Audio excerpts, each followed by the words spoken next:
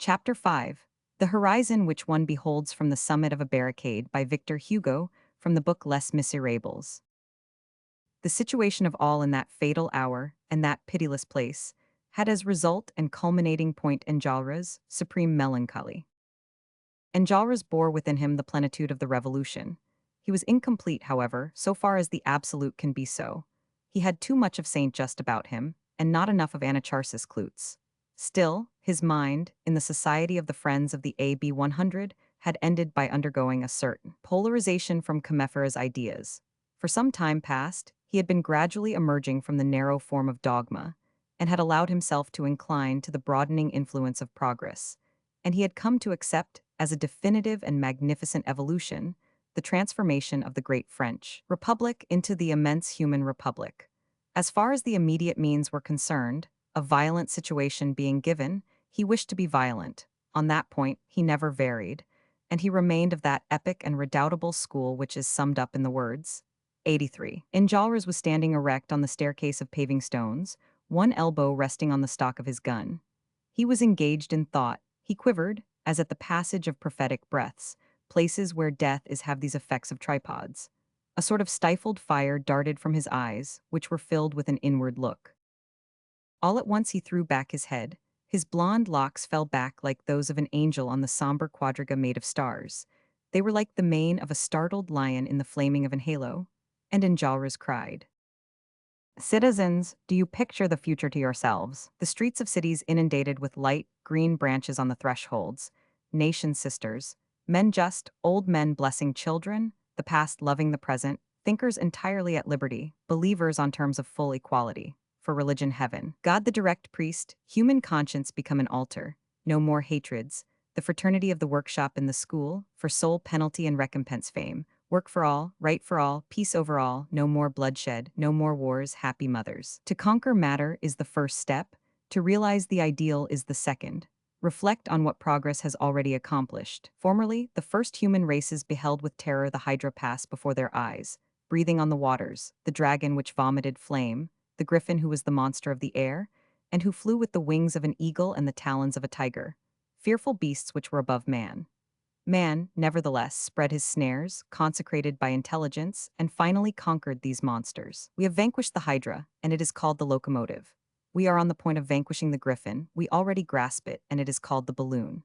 On the day when this Promethean task shall be accomplished, and when man shall have definitely harnessed to his will the triple chimera of antiquity, the Hydra, the dragon, and the griffin, he will be the master of water, fire, and of air, and he will be for the rest of animated creation that which the ancient gods formerly were to him. Courage and onward. Citizens, whither are we going? To science made government, to the force of things become the sole public force, to the natural law, having in itself its sanction and its penalty and promulgating itself by evidence, to a dawn of truth corresponding to a dawn of day. We are advancing to the union of peoples. We are advancing to the unity of man. No more fictions, no more parasites. The real governed by the true, that is the goal. Civilization will hold its assizes at the summit of Europe, and, later on, at the center of continents, in a grand parliament of the intelligence. Something similar has already been seen. The Amphictyons had 2 sittings a year, one at Delphos, the seat of the gods, the other at Thermopylae A, the place of heroes. Europe will have her Amphictyons, the globe will have its Amphictyons. France bears this sublime future in her breast. This is the gestation of the 19th century. That which Greece sketched out is worthy of being finished by France. Listen to me, you, Feuilly, valiant artisan, man of the people, I revere you. Yes, you clearly behold the future. Yes, you are right. You had neither father nor mother, Feuilly. You adopted humanity for your mother and right for your father. You are about to die, that is to say to triumph, here. Citizens, whatever happens today, through our defeat as well as through our victory, it is a revolution that we are about to create. As conflagrations light up a whole city, so revolutions illuminate the whole human race. And what is the revolution that we shall cause? I have just told you, the revolution of the true. From a political point of view, there is but a single principle, the sovereignty of man over himself. This sovereignty of myself over myself is called liberty. Where 2 or 3 of these sovereignties are combined, the state begins, but in that association there is no abdication. Each sovereignty concedes a certain quantity of itself for the purpose of forming the common right. This quantity is the same for all of us. This identity of concession which each makes to all is called equality. Common right is nothing else than the protection of all beaming on the right of each. This protection of all over each is called fraternity. The point of intersection of all these assembled sovereignties is called society. This intersection being a junction, this point is a knot. Hence what is called the social bond. Some say social contract, which is the same thing, the word contract being etymologically formed with the idea of a bond. Let us come to an understanding about equality, for if liberty is the summit, equality is the base. Equality, citizens, is not wholly a surface vegetation, a society of great blades of grass and tiny oaks, a proximity of jealousies which render each other null and void. Legally speaking, it is all aptitudes possessed of the same opportunity. Politically, it is all votes possessed of the same weight. Religiously, it is all consciences possessed of the same right. Equality has an organ, gratuitous and obligatory instruction. The right to the alphabet, that is where the beginning must be made. The primary school imposed on all, the secondary school offered to all, that is the law. From an identical school, an identical society will spring. Yes, instruction. Light, light, everything comes from light, and to it everything returns. Citizens, the 19th century is great, but the 20th century will be happy. Then there will be nothing more like the history of old.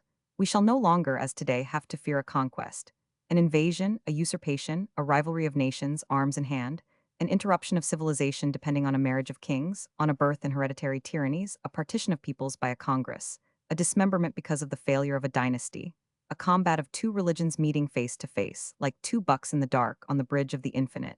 We shall no longer have to fear famine, farming out, prostitution arising from distress, misery from the failure of work and the scaffold and the sword, and battles and the ruffianism of chance in the forest of events. One might almost say, there will be no more events. We shall be happy. The human race will accomplish its law as the terrestrial globe accomplishes its law. Harmony will be re-established between the soul and the star. The soul will gravitate around the truth as the planet around the light. Friends, the present hour in which I am addressing you is a gloomy hour, but these are terrible purchases of the future. A revolution is a toll. Oh, the human race will be delivered, raised up, consoled. We affirm it on this barrier. Whence should proceed that cry of love, if not from the heights of sacrifice?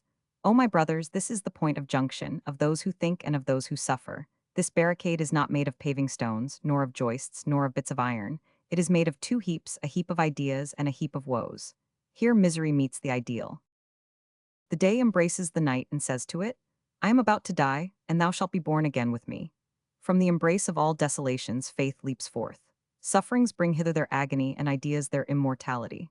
This agony and this immortality are about to join and constitute our death. Brothers, he who dies here dies in the radiance of the future, and we are entering a tomb all flooded with the dawn. Enjolras paused rather than became silent. His lips continued to move silently, as though he were talking to himself, which caused them all to gaze attentively at him, in the endeavor to hear more.